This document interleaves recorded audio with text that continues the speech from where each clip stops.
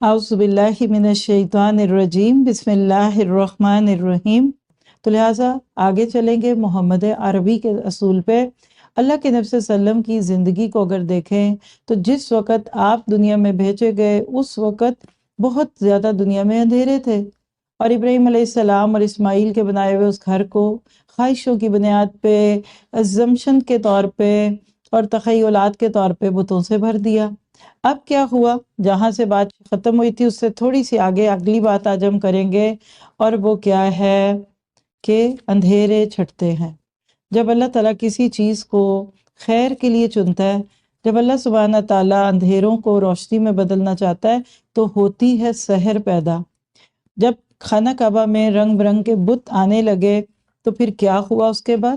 لکھیے، تاریخ مکہ کو دیکھیں تو کتنے ہی انقلاب آئے اور گزر گئے، کتنی ہی نسلیں آئیں اور مٹ گئیں، اور نہ جانے کتنی قومیں حکمران ہوئیں اور بے دخل ہو گئیں، یہاں تک کہ باغ دوڑ قصی، نام لکھ لیجیے قصی، یہاں آپ کو نبی صلی اللہ علیہ وسلم کا لینیج مل رہا ہے کہ آپ کے باپ دادا کے نام، یہ کلاب کے بیٹے تھے اور اسماعیلی خاندان سے تھے۔ قریشی رشتہ دار اور عزیزوں نے بھی ساتھ دیا اور ہر طرح سے ان میں تعاون کیا۔ مکہ میں اب تک خیمے ہی خیمے تھے، عمارتوں کا نام و نشان نہ تھا۔ آج بھی آپ دیکھیے کتنی بڑی بڑی عمارتیں ہیں، لیکن ایک وقت تھا یہاں صرف خیمے ہوتے تھے۔ کسی میں یہ ہمت نہیں ہوتی تھی کہ خانہ کعبہ کے مقابل کوئی اور گھر بنا لے۔ اس جملے کو نوٹ کیجیے گا، یعنی سرزمین کعبہ میں کوئی گھر تعمیر کرے اس کی ہمت نہیں تھی، یا کوئی اور عمارت بنوائے جو بیت اللہ سے اونچی ہو۔ قصی پہلے شخص ہے جنہوں نے یہ ہمت کی۔ انہوں نے ایک عمارت بنوائی اور اس کا نام لکھیے دارالندوہ۔ وہاں وہ اشراف مکہ کو جمع کر کے شہری مسائل پر غور کرتے اور اہم معاملات میں ان سے مشورہ لیتے۔ وہیں پر مقدمات کے فیصلے بھی ہوتے اور شادی بیاہ کے مسائل بھی طے ہوتے۔ پھر قصی نے قریش کو بھی عمارتیں بنانے کا حکم دیا، چنانچہ کعبہ کے آس پاس لوگوں نے اپنے گھر تعمیر کیے، البتہ بیچ میں بہت کافی جگہ چھوڑ دی کہ حاجی آئیں تو طواف وغیرہ میں کوئی زحمت نہ ہو۔ اچھا لگ رہا ہوگا آپ کو مکہ کی تاریخ پڑھتے ہوئے، سنتے ہوئے، کہ کبھی ایسا بھی دور تھا اور آج کا مکہ اس مکہ سے کتنا مختلف تھا۔ قصی نے اپنے دور میں بڑے بڑے کام کیے جو ایک زمانے تک یادگار رہے۔ مشعر حرام، آپ قرآن میں بھی یہ لفظ پڑھتے ہیں اور حج کے دوران بھی یہ جملہ آتا ہے، مسجد بھی ہے اسلام کی۔ مشعر حرام انہی کی ایجاد ہے جس پر حج کے دنوں میں چراغ جلتے تھے۔ جی، مشعر حرام کے لفظ کو بھی آپ دیکھ لینا، تو وہاں چراغ جلایا کرتے تھے۔ انہوں نے تمام قریش کو جمع کیا اور ایک تقریر کی، بھائیو، کعبہ کی زیارت کے لیے ایک حاجی نہ جانے کہاں کہاں سے آتے ہیں، سینکڑوں ہزاروں میل کا فاصلہ طے کر کے آتے ہیں، بھائیو ان کی میزبانی کرنا تمہارا فرض ہے۔ انہوں نے 2 عہدے وہاں مقرر کیے، ایک کا نام تھا سقایا، پانی پلانا۔ ان کا کام کیا تھا کہ حاجی آئیں گے تو ان کے لیے میٹھے پانی کا انتظام ہوگا۔ زمزم کا جو چشمہ ہے اس میں پانی نہیں تھا، بھی اتنا کم تھا، بہت دور سے لانا پڑتا تھا۔ اسی طرح نبیس وغیرہ کا بھی انتظام ان کو دیا گیا۔ دوسرا عہدہ انہوں نے دیا رفادہ کا۔ قریش نے ایک سالانہ رقم مقرر کی جس سے منی اور مکہ میں حاجیوں کی مہمانی ہوگی، ضیافت۔ اور آج بھی آپ جانتے ہیں کہ سعودی عرب والے کتنے مہمان نواز ہیں، راستوں میں پانی کے انتظامات اور کھانے پینے کے انتظامات ہوتے ہیں۔ اسی طرح سے انہوں نے ایک اور عہدہ قائم کیا جس کا نام تھا حجابہ۔ یہ کیا تھا؟ جو اس عہدے کا ذمہ دار ہوتا اسی کے پاس خانہ کعبہ کی چابی ہوتی، کعبہ سے متعلق سارے کام اسی کے سپرد ہوتے۔ کوئی کعبہ کے اندر جانا چاہتا تو پہلے اس سے اجازت لیتا، اس کی اجازت کے بغیر اندر جانا منع تھا۔ تو یہ 3 عہدے میں بول دیتی ہوں، سقایا، رفادہ اور حجابہ، یہ عربوں کے نزدیک بہت محترم تھے۔ ہر ایک کی خواہش ہوتی تھی کہ ہمیں یہ عہدہ ملے، اور اگر کسی کو مل جاتا یا وہ کسی دوسرے کے عہدے میں شریک ہو جاتا تو خوشی سے پھولے نہ سماتا، گویا کہ اسے دنیا کی بادشاہت مل گئی۔ اسی لیے قصی نے ان سارے عہدوں کو اپنے لیے مخصوص رکھا۔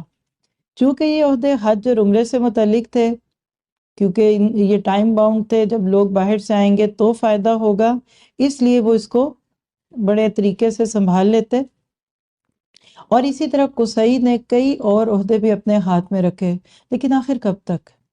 آپ سب کو بھی کہوں گی، زندگی میں ڈیلیگیٹ کیجئے، بہو آ گئی ہے تو اس کو تھوڑی تھوڑی اجازت دیتے رہیں تاکہ آہستہ آہستہ آپ کے ہاتھوں سے ٹریننگ پا کر وہ گھر کو سنبھال لے۔ جب قصی بوڑھے ہو گئے، جب ان سے یہ بوجھ نہ اٹھایا جانے لگا تو انہوں نے یہ تین عہدے کس کو دیے؟ اس کو ہم ایک فلو چارٹ میں بھی انشاءاللہ آپ کو دکھا دیں گے۔ عبد الدار، عبد الدار کے سپرد کیے۔ یہ کون تھے؟ قصی کے سب سے بڑے بیٹے تھے۔ بعد میں یہ عہدے عبد الدار سے ان کے بیٹوں میں منتقل ہوئے، جن میں سے ایک بیٹے کا نام عبد مناف تھا۔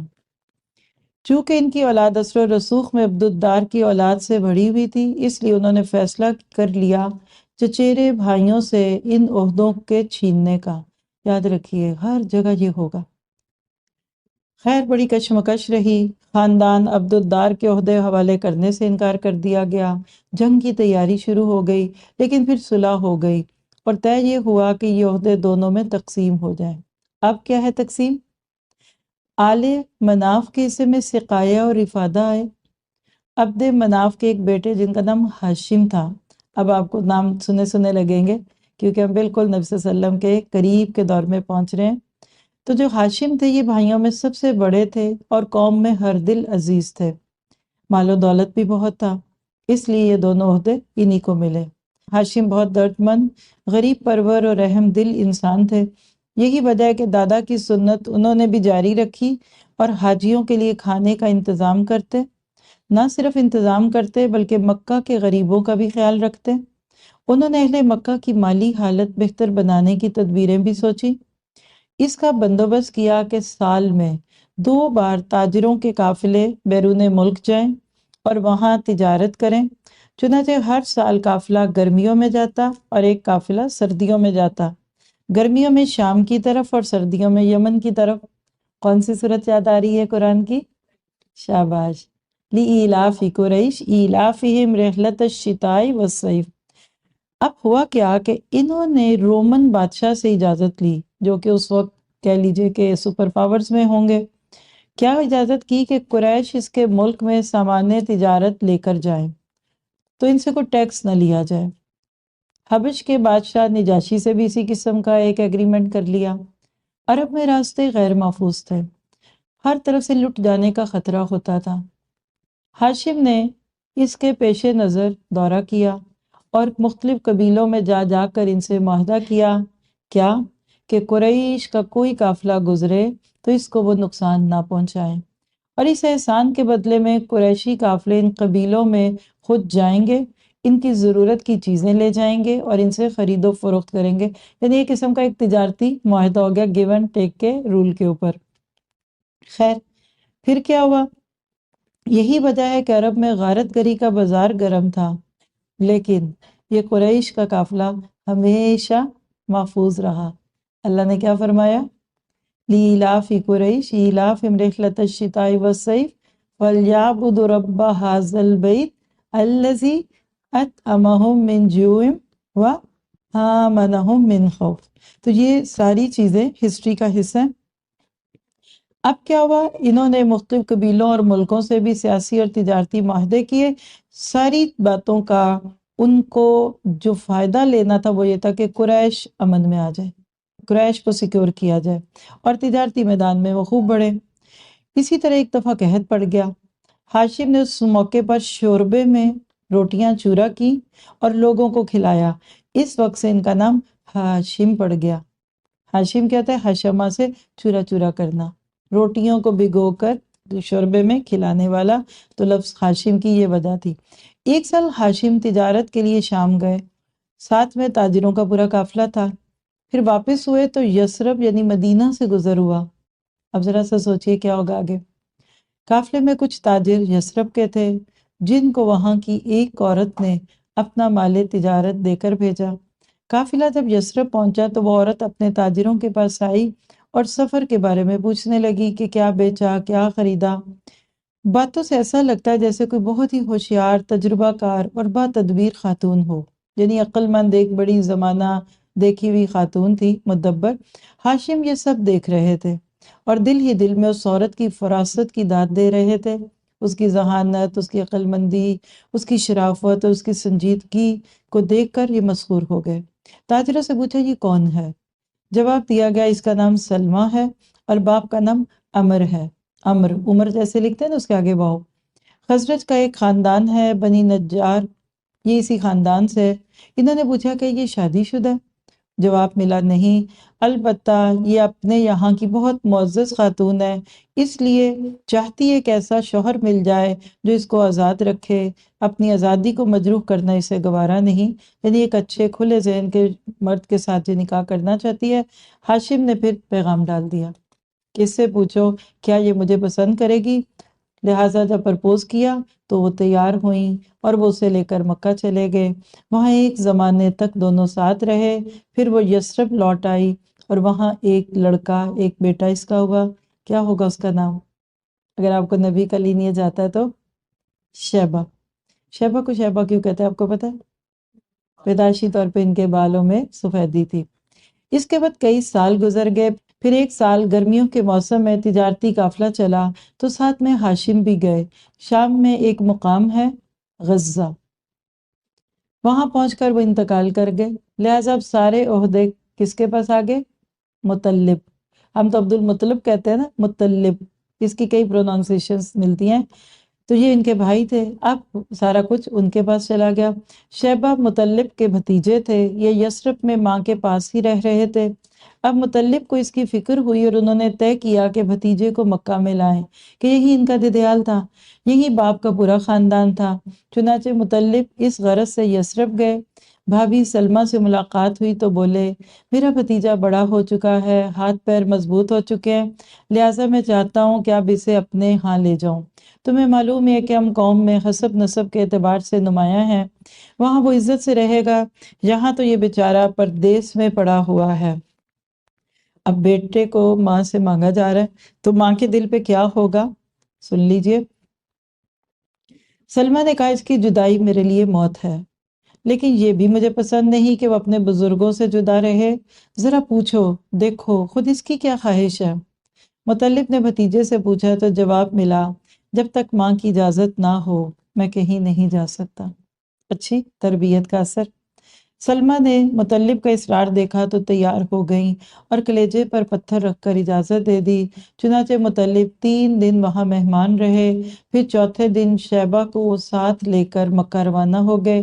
اس وقت شیبہ کی عمر 8 برس تھی، دونوں ایک ہی اونٹ پر سوار تھے، مطلب آگے آگے تھے اور شیبہ پیچھے۔ مکہ میں جب وہ داخل ہوئے تو لوگوں کو گمان ہوا کہ یہ مطلب کا غلام ہے، کیونکہ اس دور میں لوگ سفر کے دوران غلام خرید لاتے تھے۔ تو جو ہی وہ اندر آئے تو لوگوں نے سمجھا کہ یہ ان کا کوئی غلام ہے جسے کہیں باہر سے لے آئے، اور دیکھتے ہی شور مچا دیا۔ کیا کہا ہوگا؟ مطلب غلام لائے، کیا تم نے مطلب کا غلام دیکھا؟ دیکھو مطلب کا غلام۔ جب مطلب نے اس طرح کی آوازیں سنی تو بولے اہل قریش تم بھی عجیب لوگ ہو، یہ تو میرا بھتیجا ہے، بڑے بھائی ہاشم کا بیٹا، یثرب میں تھا وہاں سے لے کر آیا ہوں، لیکن یہ نیا نام جو بے ساختہ زبانوں پر آ گیا اصل نام پر غالب آ گیا۔ ماں نے ان کا نام شیبہ رکھا، وہ اسی سے مشہور تھے، لیکن اب اصل نام کسی کو یاد نہیں، اور اس وقت سے وہ عبد المطلب بن گئے، یعنی مطلب کے غلام۔ کون تھے یہ؟ جی، مطلب کا جب انتقال ہوا تو عبد المطلب سمجھدار ہو چکے تھے، ہاتھ پاؤں مضبوط ہو چکے تھے، جسم میں توانائی آ چکی تھی، اس لیے چچا کا کام انہوں نے سنبھال لیا اور سکایا اور افادہ ان کے ہاتھ میں آ گیا۔ اب ان ساری باتوں کو ہم کیوں پڑھ رہے ہیں؟ سوال کیجئے خود سے۔ آج اتنا ہی کافی ہے، آگے تک چلیں گے اور آپ بہت انجوائے کریں گے۔ یہ میں آپ کو بتا دوں کہ نبی صلی اللہ علیہ وسلم کے بارے میں جاننا ہمیشہ ہی اچھا لگتا ہے، لیکن جب آپ کا لینیج اور جب آپ کا خاندان اور آپ کے پیچھے کیا تھا اس کو جانتے ہیں تو پھر واقعی اور ہی طرح کی خوشی ہوتی ہے۔ اس سے ہمیں پتہ چلے گا کہ اللہ نے اپنے پیارے نبی کو کس خاندان سے اٹھایا۔ جزاکم اللہ خیر۔ ربنا تقبل منا انک انت السمیع العلیم وتب علینا انک انت التواب الرحیم۔ السلام علیکم ورحمۃ اللہ وبرکاتہ۔